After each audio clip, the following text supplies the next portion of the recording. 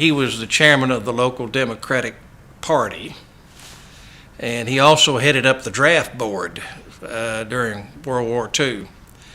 And so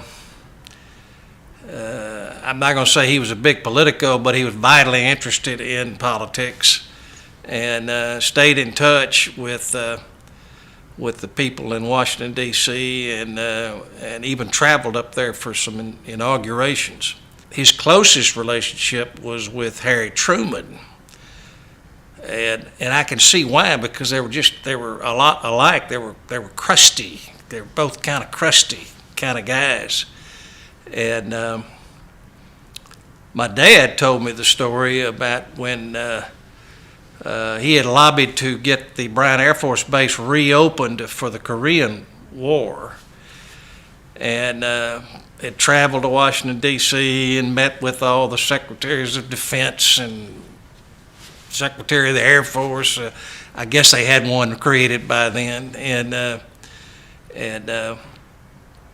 anyway, he wanted it reopened. And finally, my dad was, my granddad's son, was in the bank. My grandfather had gone to play golf.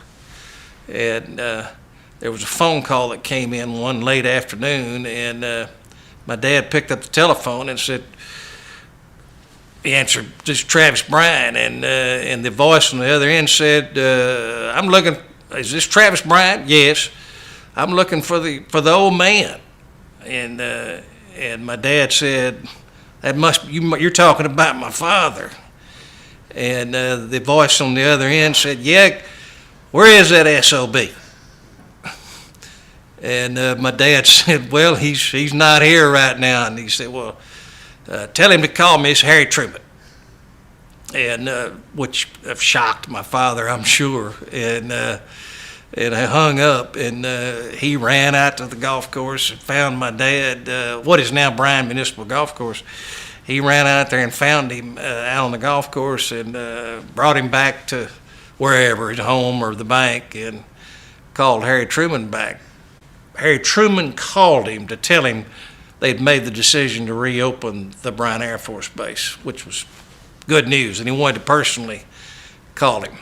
My granddad was always buying and sending Stetson hats up to Washington, D.C., so a lot of the hats that Harry Truman was wearing were some of my granddad's that he gifted to him, but he gave him to the Secretary of Defense and anybody else that counted.